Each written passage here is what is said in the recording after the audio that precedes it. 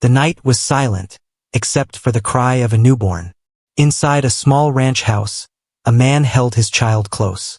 His hands were rough, built for rope and reins, not for rocking a baby. But he held on anyway because he had no choice. His wife was gone. She had given her life bringing the child into the world. Now he was left with nothing but grief in his chest and a baby in his arms. The neighbors whispered, "He won't last. No man can run a ranch and raise a baby alone." And one voice spoke louder than all the rest. The town matchmaker. She shook her head and said, "I told you, you needed a wife." But the rancher didn't want to hear it. His heart was buried with the woman he had lost. He swore he would raise the child alone, no matter the cost. First he tried, but every day was harder than the one before. The baby cried at night. He walked the floor until his legs burned, whispering, begging the child to rest. The bottles stayed unwashed, the laundry piled high, the cattle broke fences, and the work of the ranch slipped further behind. The man who once rode proud now stumbled through each day with red eyes and a heavy heart. Still, he refused help. The matchmaker came one morning, her sharp eyes scanning the mess. The baby was restless. The corral gate leaned broken. The kitchen smelled of sour milk. She crossed her arms. "You can't do this forever. The baby needs more than strong arms. You need more than your grief." But the rancher shook his head. "I made a vow to her. I'll keep it." The matchmaker did not argue. She only left with quiet steps. But in her heart, she knew what he needed. Days later, a woman arrived at the ranch. She was not from town. She had her own scars, her own story of loss. The matchmaker had sent her, though the rancher did not ask. "I came to help with the baby," she said simply. He wanted to refuse, but the baby whimpered in his arms, and his body was too tired to fight. So he let her stay. The first days were tense. He told her how to feed the baby. She ignored him. He told her how to wash clothes. She did it her own way.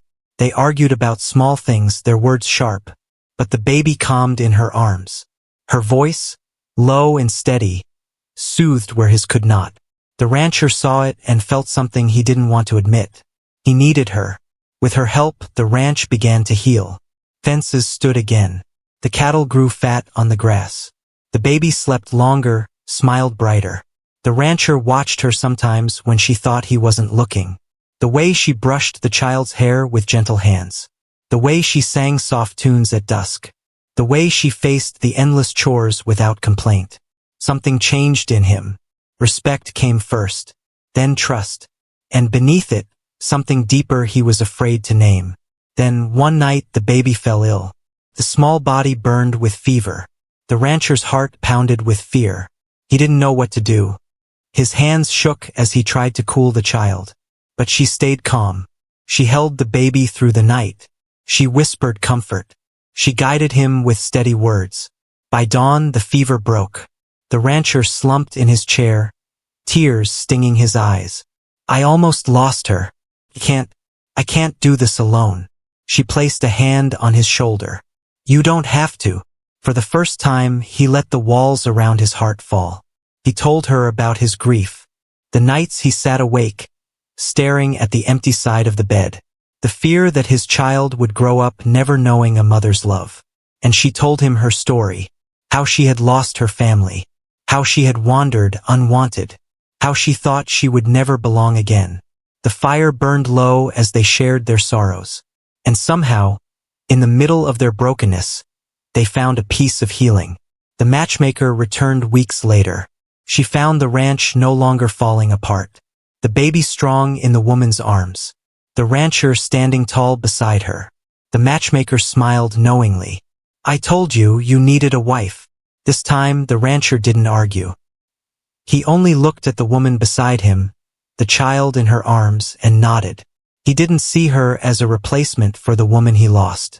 He saw her as herself, strong, steady, kind. Not someone who erased his grief, but someone who helped him carry it. And so, the widowed rancher and the quiet woman built something new. Not perfect, not without scars, but real. And in the small cries and laughter of the child, their home was full again. Because sometimes, love doesn't come when you expect it. Comes when you need it most. Spring came with rain. The earth softened. The rivers swelled. The ranch fields turned green, but the mud made every step heavy.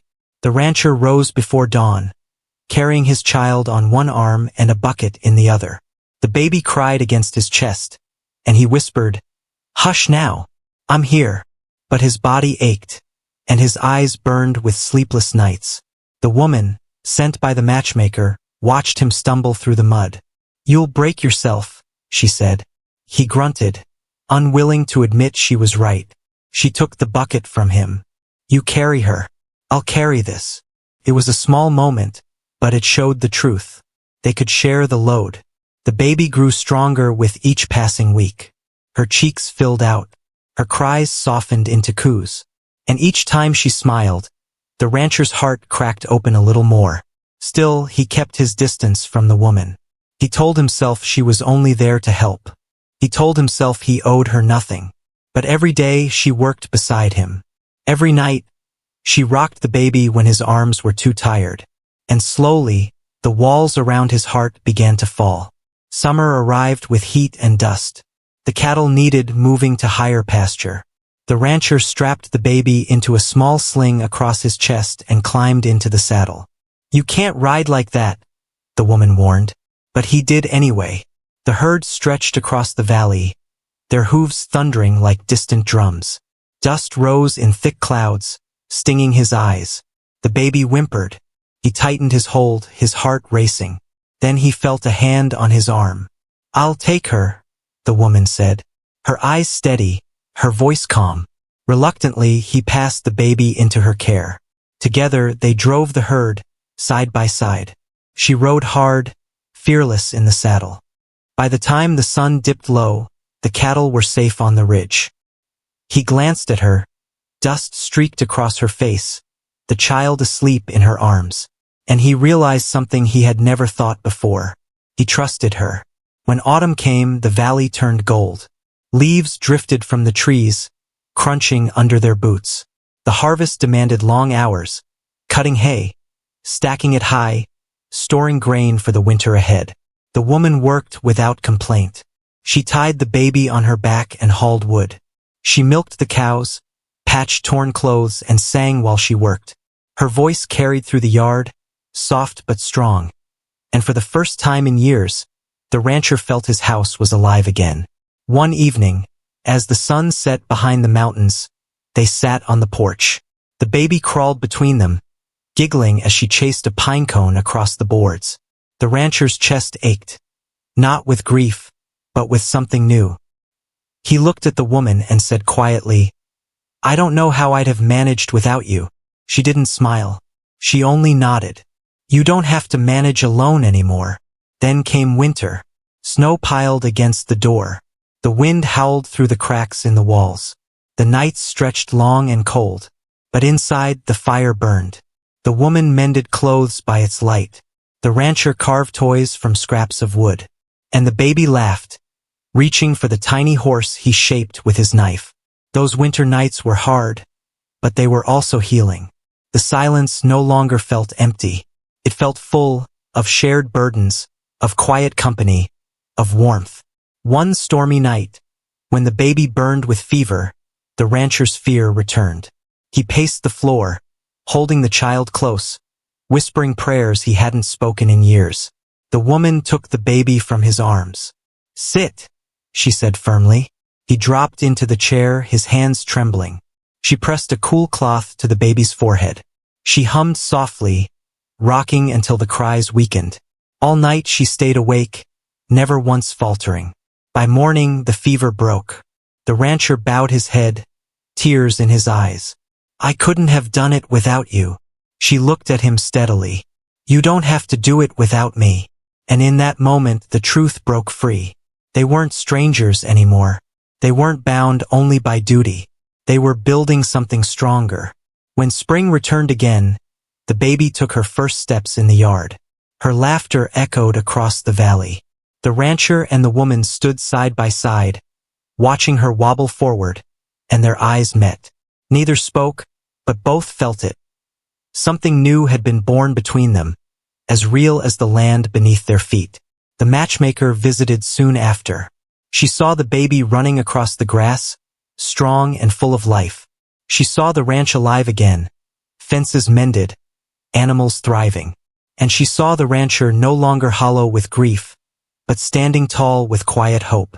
The matchmaker smiled, her eyes bright. "I told you, you needed a wife." This time, the rancher did not argue. He only looked at the woman, holding the child in her arms, and nodded. Not out of duty, not out of pity, but out of love. Because in her strength, he found peace. In her kindness, he found healing. And in her presence, he found the family he thought was lost forever. The second spring after his wife's passing came with a different kind of light. The land still demanded all the same work. Fences to mend, cattle to drive, fields to seed. But something about the air felt less heavy than it had before. The widowed rancher noticed the change not only in the grass that pushed through the thawing earth, but also in the sound of laughter that now filled his yard. His daughter was toddling about on uncertain legs, her giggles echoing off the barn walls, while the woman who had come into their lives watched her carefully with a smile that carried both patience and warmth. The rancher found himself slowing more often to take in these scenes, something he had not done in a long time. For months after his wife's death, every corner of the ranch had been heavy with silence and reminders of loss. Now, when he walked into the kitchen, he heard soft singing while bread baked in the oven. When he came in from the fields, there were clean clothes folded neatly, small things repaired, and most importantly, the baby well cared for. These changes did not erase his grief, but they made the weight of it easier to carry. Through the summer, the woman worked beside him, though never in the way he expected. She was not afraid to take the reins of a horse or to drag a heavy sack of grain. But she also had a way of seeing the tasks he often overlooked. While he focused on the large things, the fences, the herd, the harvest, she noticed the broken hinges, the squeaky floorboards, the small things that could slowly wear down a household. With steady hands, she repaired them one by one, leaving the ranch stronger than before. Sometimes they disagreed, and their words clashed like sparks from a fire. He was a man set in his ways, and she was a woman who had endured enough of life's hardships to stand firm in her own. Yet even in those moments of conflict, there was a strange sense of respect that lingered beneath their words. He began to realize that he was no longer speaking to someone who was merely a helper sent by the matchmaker, but to someone whose voice mattered, someone whose presence changed the way he lived each day. Autumn brought the harvest, and with it came long days of gathering and storing, of stacking hay high against the barn and preserving food to survive the coming winter. The child, now walking more confidently, followed them everywhere, her small boots crunching through the fallen leaves. The rancher often caught himself pausing in the fields, watching the sight of the woman bending to scoop the little girl into her arms, their laughter mingling with the crisp autumn air.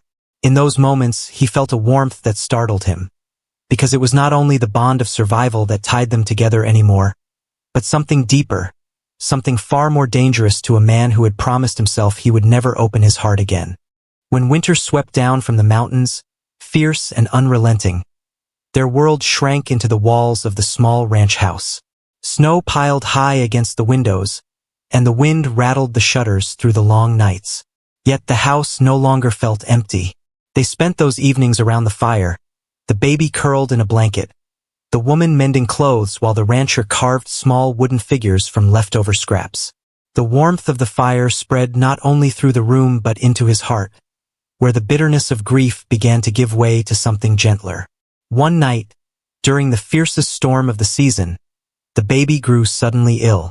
Her forehead burned with fever, her breathing ragged and shallow, and fear gripped the rancher with a force he had not felt since the night his wife slipped away. He tried everything he knew, pacing the floor with the child in his arms, whispering words of comfort that did nothing to ease her suffering. His hands trembled, his chest tightened, and despair threatened to swallow him whole. The woman took the child gently from his arms, her voice steady as she told him to sit. He wanted to argue, to cling to the baby with all his strength, but his body was too exhausted, and his spirit too broken to resist. She laid cool cloths across the child's forehead, rocked her slowly, and hummed a tune so soft and calming that even the storm outside seemed to fade. Through the endless night, she did not falter, and by morning, the fever had broken. The rancher sat at the edge of the bed, his face buried in his hands, tears slipping through his calloused fingers. He whispered, "I don't know what I would have done without you." She looked at him with quiet strength and said, "You don't have to do it without me." Her words echoed in his chest long after the fever was gone. For the first time since his wife's passing, he allowed himself to see the truth. He had been trying to carry his grief alone, trying to prove that his love for his late wife was best honored by never opening his heart again. But now, with this woman standing beside him, he saw another truth. Love was not erased by loss. It could be shared, expanded, and carried forward, even through sorrow. By the time spring returned once more, the baby was strong and lively. The ranch was in better shape than it had been in years, and the man who once lived only in shadow now found himself standing in the light again. The woman had not replaced what he had lost, nor had she asked him to forget. Instead, she had given him a chance to build something new, something just as real, with all of its struggles and scars.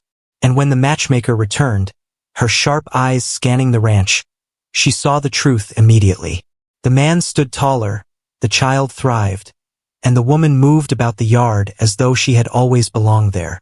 The matchmaker smiled knowingly and said, "I told you, you needed a wife." This time, the widowed rancher did not argue, nor did he hide behind the walls of grief. He simply looked at the woman, then at the child, and nodded with quiet certainty. What they had built together was not born of convenience, nor arranged by duty alone. It was forged through hardship, strengthened by trust, and softened by the small, daily moments of grace. And though the scars of loss would never fully fade, they no longer defined him. The love of a woman who chose to stand beside him had given him back his life, and in her presence, both he and his child had finally found a home. The next year began with a quiet spring, the kind where the snow melts slowly and the grass pushes through in soft shades of green. Calves were born in the pasture, their cries mixing with the sounds of rushing water from the mountains. The widowed rancher rose before dawn, as he always had, but now he did not walk into silence. He walked into the sound of a baby, no longer a newborn, but a curious little girl, calling for him with bright eyes and a smile that reminded him of both joy and loss at once. The woman who had come into his life still moved about the ranch with a quiet strength. She carried herself with a steadiness that he had come to rely on, though he rarely spoke of it aloud. He noticed how she guided the little girl with patience, showing her the small wonders of the land, the wildflowers growing by the fence line, the chicks hatching in the coop, the first shoots of corn rising from the soil. Where his hands were built for heavy work, hers were skilled at shaping the world into a place of warmth and care. Summer came with long days of heat, and the cattle needed to be moved to the high meadows. It was grueling work, but this time he was not alone. She rode beside him, fearless as ever, while the little girl stayed with a trusted neighbor in town. Driving the herd across rough country, he found himself watching her in quiet admiration. She handled her horse with ease, her eyes sharp, her voice clear as she called to the animals. Dust clung to her hair and face, yet when she smiled at him across the herd, something inside him shifted, as though the heavy walls around his heart had finally begun to crumble. When they returned home, tired but victorious, they found the little girl waiting at the gate, running toward them with arms outstretched. The rancher lifted her high into the air, her laughter filling the evening sky. As he glanced over at the woman, who was watching with tears shining in her eyes, he felt a truth settle deep within him. She was no longer simply helping him survive. She was part of his life, part of his home, part of the future he had thought he would never have. Autumn brought its own challenges. A storm swept down early from the mountains, tearing through fences and scattering the cattle. For days they worked side by side in the driving rain, mending what they could and chasing strays back to safety. It was hard, punishing work, and there were moments when the rancher felt the old weight of despair pressing in again. Yet every time he looked at her, soaked to the bone but never faltering, he found the strength to keep going. Together, they endured what might have broken him alone. The little girl grew bolder with each passing week. She followed them into the fields, tried to mimic the way her father held the reins, and sat in the woman's lap as she stitched clothes by the fire. Her laughter had become the heartbeat of the house, and both adults shaped their days around her needs. The rancher began to see that this was not only about surviving loss anymore. It was about building a new family, one born of choice, trust, and a quiet, steady kind of love. Winter tested them again. The snows were heavier than the year before, and supplies ran thin. There were nights when the cold crept through the walls no matter how high the fire burned. Yet the house did not feel as bleak as it once had. They told stories to the little girl, sang to her when the wind howled, and leaned on each other when the work outside seemed endless. In those long nights, the rancher found comfort not only in the warmth of the fire but in the presence of the woman who had stayed by his side. One evening, after putting the child to bed, they sat together in the quiet. The fire cracked, the storm raged, but inside the room there was peace. He looked at her, really looked at her, and realized that somewhere along the way his grief had transformed. He would always love the wife he had lost, but love was not something that ended. It was something that grew, something that could be shared again, even after heartbreak. By the time spring returned once more, the ranch was strong, the herd was healthy, and the little girl was running freely through the fields. She called for both of them now, Papa with delight, and Mama with equal certainty. The word startled the rancher the first time he heard it. Yet when he saw the woman's eyes fill with tears, he understood that the child had spoken a truth neither of them had dared to put into words.